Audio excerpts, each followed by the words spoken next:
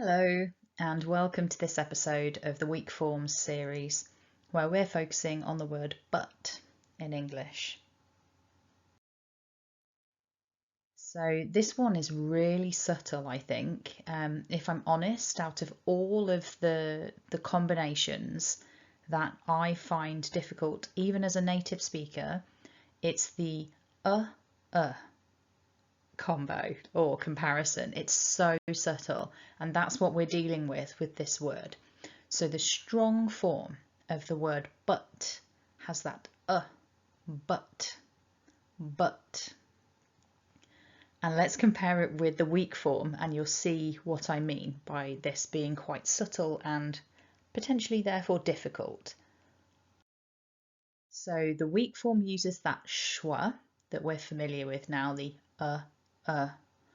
and when we make the schwa, the tongue needs to be quite relaxed in the mouth,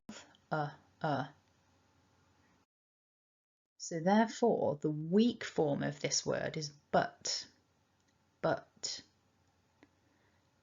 Now, I will say the strong form and then the weak form next to each other.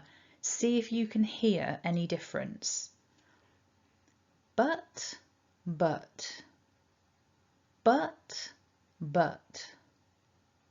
How did you do? So if you can't hear a distinction, I wouldn't actually worry about it too much. It's not an issue at all.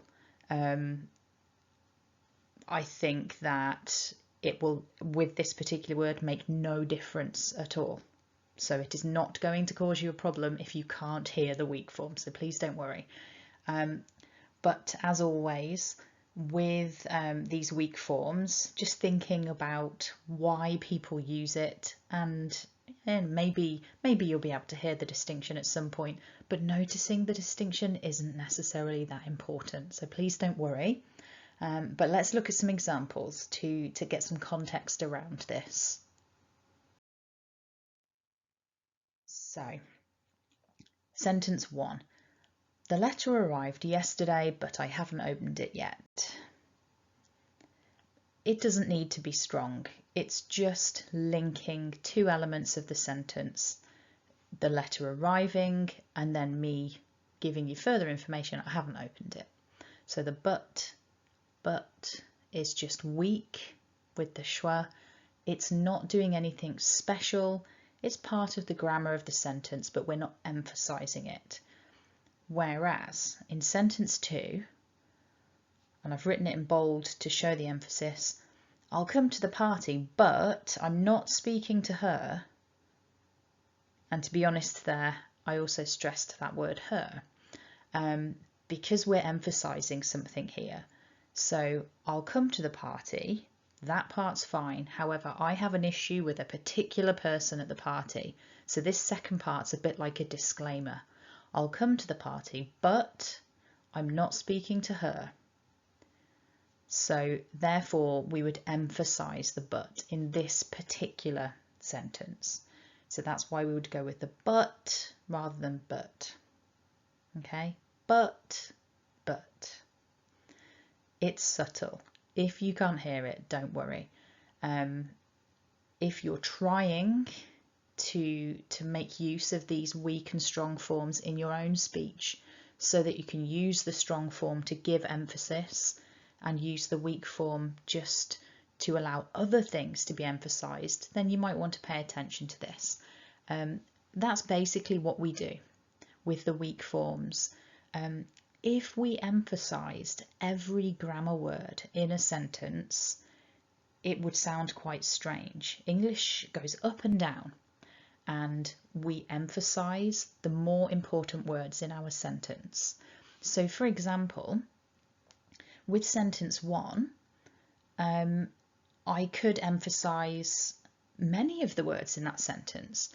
I could give really strong emphasis to the word letter.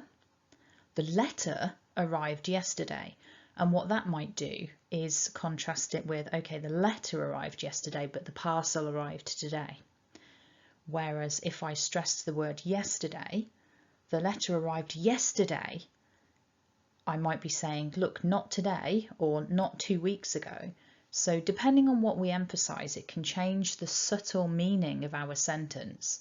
And therefore, particularly with these little grammar words, we don't actually emphasize with them that much. We can, but they will always be emphasized with reason. So that's why I've got this weak forms series, because yeah, generally speaking, you often hear them pronounced with that weak form. So there we are, 2 examples with but. So I hope you found that useful. If you did, go ahead and hit like and subscribe to the channel.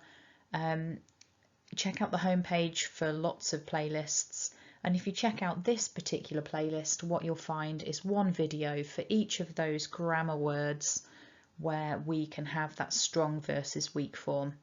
Even if you're not going to attempt to use these in your own speech, being able to listen for them is really important, because it helps you to get a better idea of the message that a person is trying to get across to you.